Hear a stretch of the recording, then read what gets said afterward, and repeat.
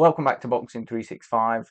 We're doing another video on the next card in the deck, but it's going to be a little bit different this time.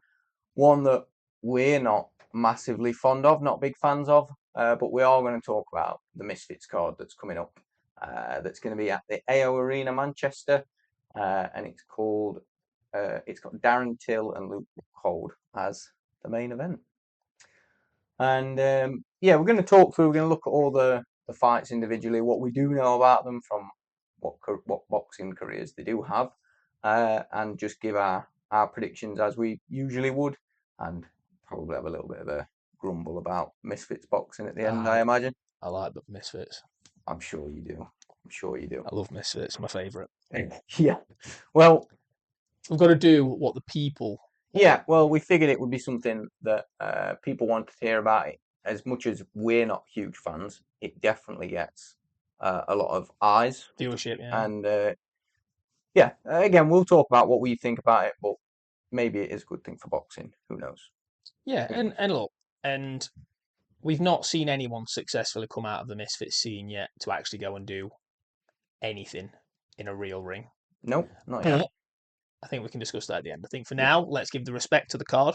Because we have got some, to be fair, we have got some real fighters, real fighters, some real fights on the card. If you're all wondering why we're dressed differently, so I've come from work.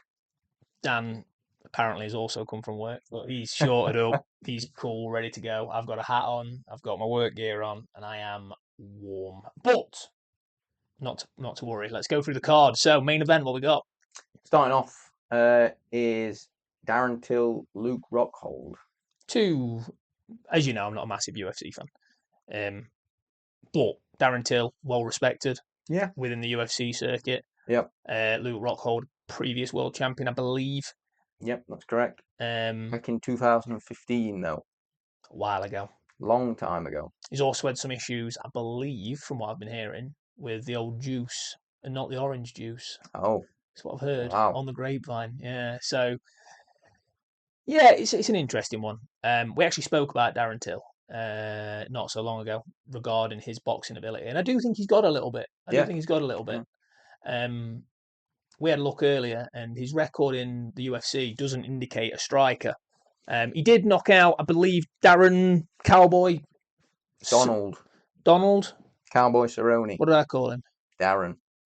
We got Daz on the brain. Yeah, so he did knock him out, but generally not a puncher. But no, he's good. The gorilla. He's good. He's got good reach. He's got decent enough fundamentals. The realism of it is, I'm trying to take this seriously. Yeah. And I don't want to sort of badmouth it, but you have to have the conversation that realistically, where would he sit in the real world of boxing? In actual boxing rankings. Yeah. And that's the thing. But look, I'm looking forward to it. Well, this fight is at Bridgerweight, which we... There's two things I hate about this one. Don't have a lot of... We have a lot of good things to say about the Bridgerweight either. It's a nothing division. It's a nothing division. Absolutely nothing. And the fact that people talked about, why doesn't Deontay Wilder drop down and win another world title? Deontay Wilder's washed up. Yeah. Let's not give him a heavyweight title so he can claim his... Look, to make it worse, they're fighting for the World Misfits Bridgerweight title. Cool. Yeah. I mean, tune in. Last time, I have an exclusive on DAZN 1999 pay-per-view. You heard it here first. Pay-per-view. He has had, I believe, a couple of fights now in the Misfits, and he did stop Anthony Taylor, who I don't particularly think a lot to as a boxer, but in terms of the Misfits scene, he was one of the better fighters that they had. Which I think paints a real bad picture. It doesn't paint a great picture, but in terms of the level going into this fight, the level of the Misfits cards that you might have seen, and I don't think it really needs much analysis to say that Darren Till is one of the better fighters. You can only, in any scene, small hall, white collar, Misfits, you can only beat what's in front of you. Absolutely. He fought a really hard guy. Was it Darren Stewart? I think that's right, yeah. Big guy, big head, boulder, proper, just absolute animal. And look, he took Darren into some deep waters. Yeah. So I think the thing is, will he beat Luke Rockhold? Don't know. I don't know what Luke Rockhold's got. Yeah. You know, realistically. Well, I know you said he was a middleweight champion in the UFC. He was. We said that was a long time ago. He was stopped then by Michael Bisping. He also suffered some stoppages to some other decent names, Yoel Romero and Jan Blachowicz. Were they all by? Were they stoppages? As in and punches? It was striking. I believe punches as well, not obviously kicks. He has actually fought in the bare knuckle scene as well. That is boxing. Ish. It is, but he's only fought one fight and he was stopped by Mike Perry. And let's be honest, we've seen Mike Perry in against Jake Paul. Yeah, and we're not going to go on to the Jake Paul debate right now, but if you're getting stopped, and again, I get it, bare knuckles different. Oh, right? Absolutely, yeah. But if you're getting bullied by Mike Perry, who's not particularly big, and look at the size difference between, say, Jake and Mike when they did their thing. Yeah, I don't know. This card in general, I'll mention it later. There's one really, really good fight on the card. The whole card in general, with regards to the Darren Till, Luke Rockhold, all of it, as we'll talk through it, just to me has so many question marks, and I guess that's why people find it so interesting. Yeah, that's the intrigue of it, isn't it? Because it's a bit of a circus.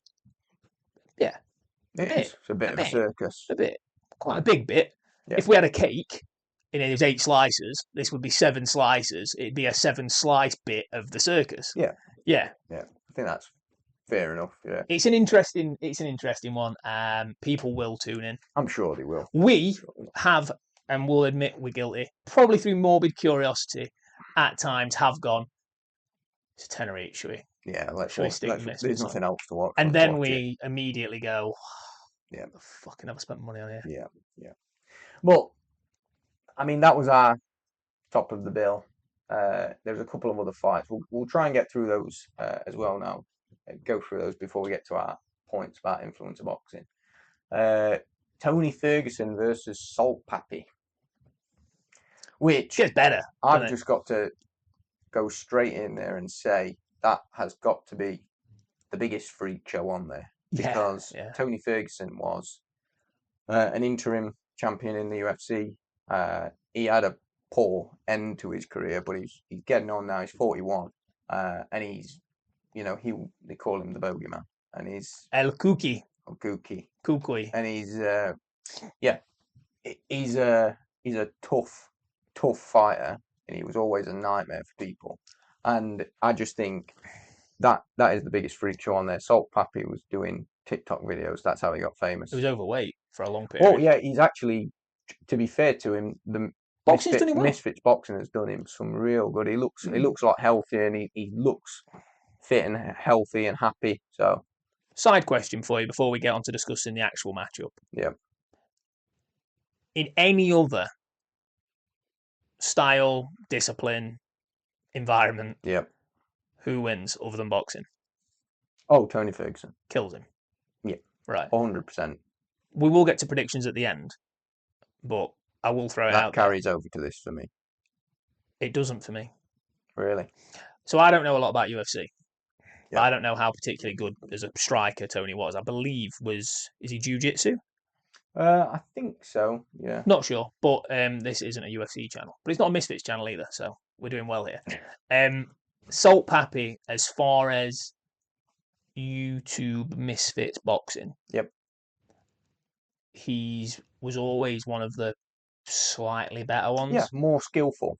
So for me, depending on... It all rests on how good or bad Tony is. If Tony thinks he's coming in here just to have a scrap with a kid, it might get a surprise. But, once again, it's that intrigue, isn't it? Well, obviously, I sort of talked a little bit about Tony Ferguson there, and you said about how, as far as the influencers go, Salt Papi was one of the more skillful, better fighters.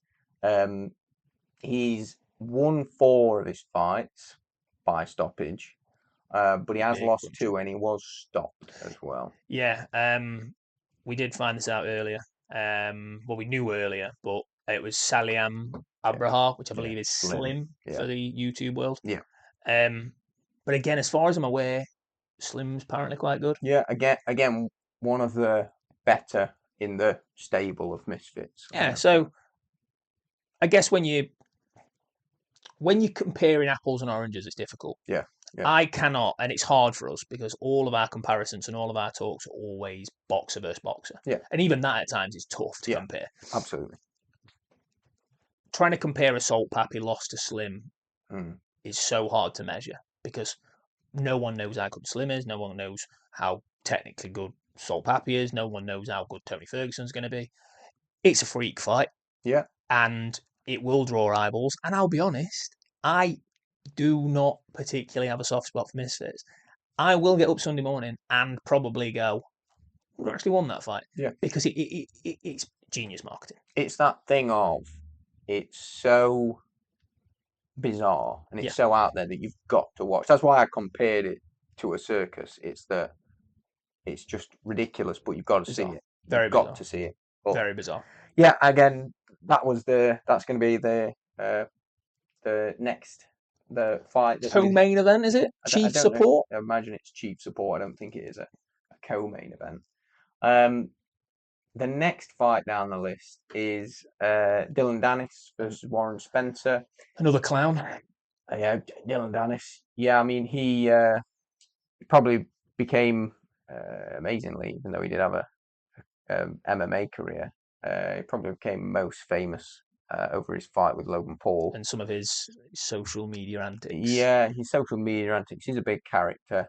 In the fight with Logan Paul, he was trying to perform takedowns and put him in an armbar. It was, and that really was the tip of the iceberg.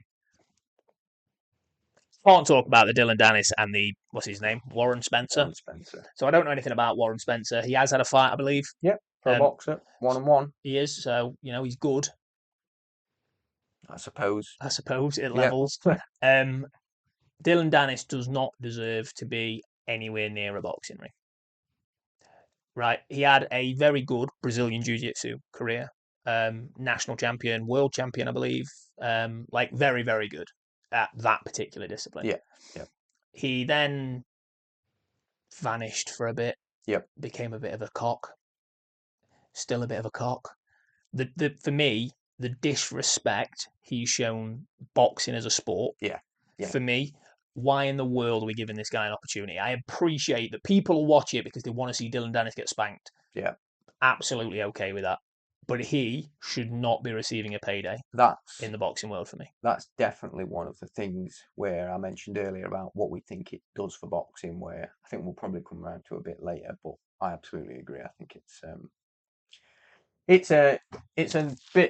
one of the more unknown ones for us as well, other than knowing that DILLON DANIS has been in misfit fights before, but there's not much to it. It's at light heavyweight, which I probably would expect considering where he fought before. I think that's around about the area that he fought. Yeah, well, Logan Paul, I think he fought Logan at cruiserweight, didn't he? But DILLON wasn't particularly big off memory.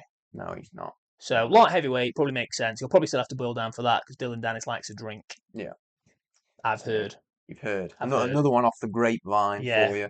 Not spreading rumours here. Right. The final one before we actually talk about the one that you have dubbed a proper fight. Joey Essex versus Namiro. Little known about Namiro. Portuguese influencer. Lots of subscribers. Again, the same sort of thing as most of the influencers on Misfits. He's a big name for social media, and that's how he's got the platform to do this. Yeah. But he has had a pro fight, but he did lose by stoppage. 2023. So he got stopped, went, this isn't for me. Had a few years off and went, you know what? I feel strong. I like Joey Essex. Now, I appreciate he's a controversial character. Yeah. I think he's funny. I also think he's harmless. And look, he rose to fame at a very young age on Towie. Is that right? I think it was. The Only Way is Essex. I don't watch that stuff. I'm guessing. You're more of a Made in Chelsea guy. I don't know any of them guys either. So he rose to fame with that, and I think he had a lot of the limelight at a young age. Probably some clever directors made him look like a bit of a clown.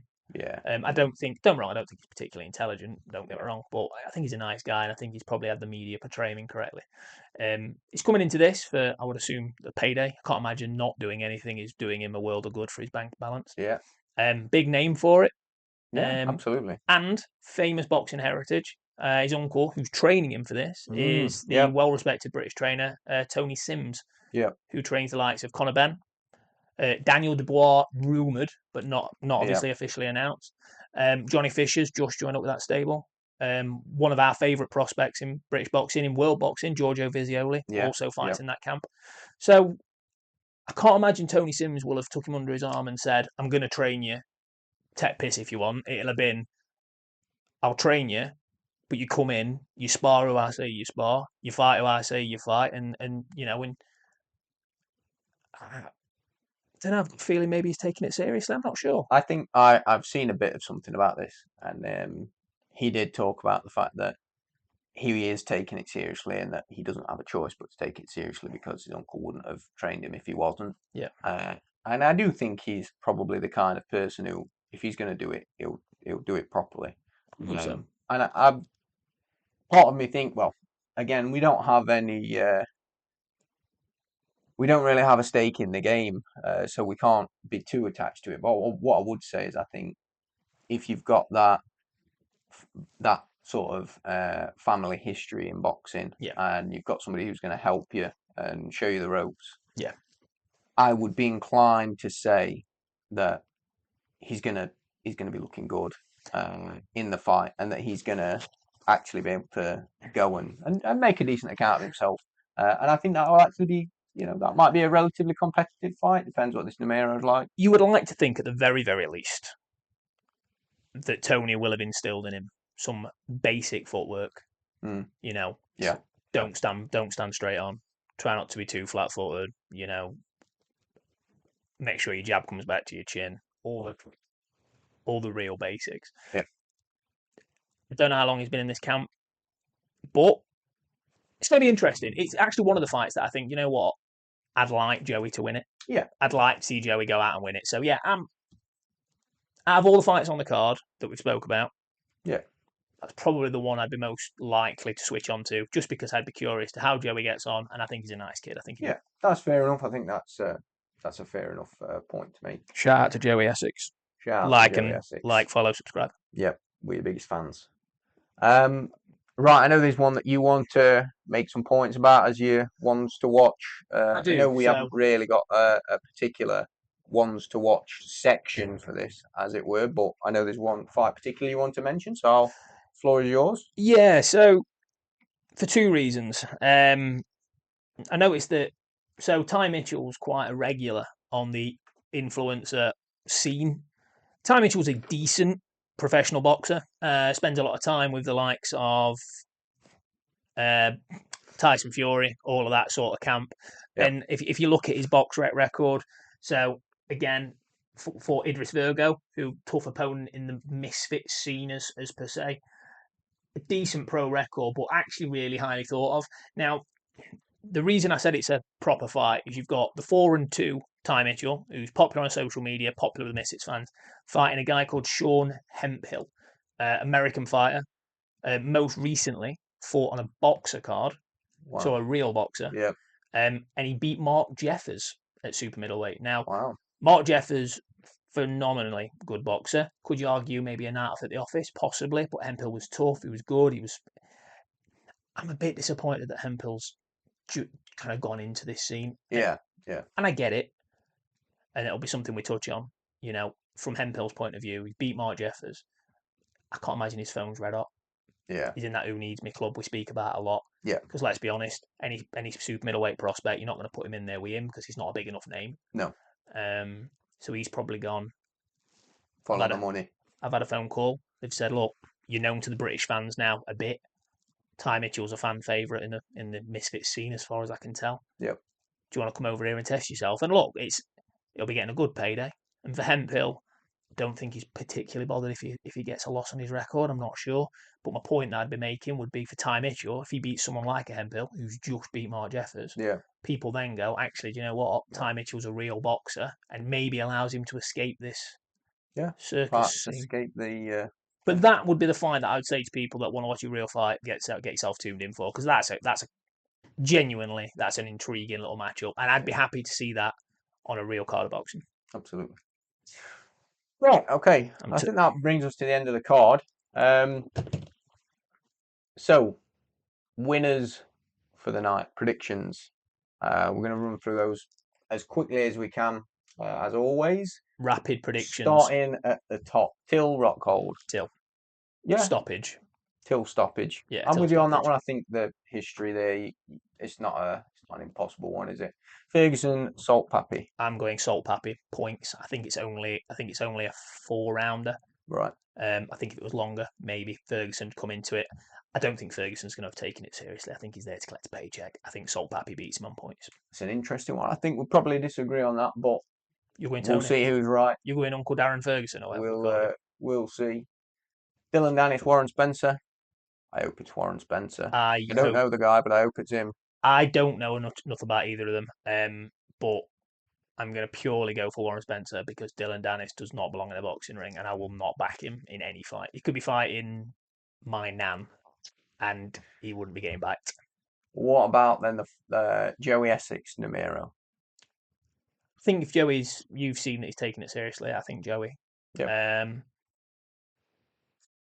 I'm going to go points just because I don't know how hard Joey Essex hits. Yeah. But yeah, I want to go for a points victory. It's going to be an interesting fight. Yeah, absolutely. Exhibition bout. And your Sean. Ty Mitchell's a good fighter. But being a good sparring partner doesn't mean you're always going to be a great boxer. Yeah. Martin Bacoli's kind of a telltale of that. Gives a lot of people some tests in sparring, but for me, Sean Hemphill really shown his colours against Mark Jeffers. Looked really good, looked really sharp. And if he's taking it seriously, stoppage for Sean Hemphill. Brilliant. So those are our predictions for the Misfits card then. I think what we'll probably do is come back to our thoughts on influencer boxing in another video and create something a little bit longer. I think so. I think that's fair. I think we can talk a bit about what we make of influencer boxing, whether we think it's good or bad. So we'll probably come back around to that another day. If you can let us know your thoughts, that would be amazing in the meantime. And anything that you want us to think about or talk about ahead of the next video, we've got plenty of time and ideas ourselves, but it'd be interesting to hear what other people want to listen to. Before we wrap up, one thing I do want to mention on the influencer scene is the Jake Paul Gervonta Davis shambles. Yes. It's not officially been announced yet, I don't kind of believe, but it's very much touted as an exhibition on Netflix. Heavily linked, isn't it? I think it's pretty much... At a catch weight of 178 pounds, which I'm not sure how that's a catch weight that's been creative, and Gervonta Davis will not be anywhere near that weight. Yeah, I saw Carl Frampton talking about this, and I like Carl Frampton. I think he's... I'm impartial. You're impartial, but I quite like him. And he was saying that, he thinks that, again, further, don't want to overuse the term, but bit of a freak show. He said he thinks he probably walks around at 150. Tank Davis, maybe a little bit more, but he's shorter than Carl Frampton. And Jake Paul's a bit of a big unit. And walks around. Just how is that gonna? There's weight. Again, another point made by Carl Frampton was there's weight classes for a reason. Yeah. It's an obvious thing to say, but it is true. Yeah, of course. There's a reason why we don't see the heavyweights mixing it with somebody from super middle. It's just not going to end well. And so I think that's one of the points we'll talk about on a future video. But my biggest concern is when we see the influencer stuff on its own, it's not so bad. But when you see the crossover, for me, it's dangerous. The Jake Paul, Anthony Joshua talk, prime example. But look, save that for another day. Another day, as John Fury would say, Anthony Joshua will knock Jake Paul out with his dick, I think he said. And that is what he said. We haven't got an official ending, but thanks for watching. Like, subscribe, share the page, and drop some comments on how you think we get on. Thanks, guys. Thank you very much.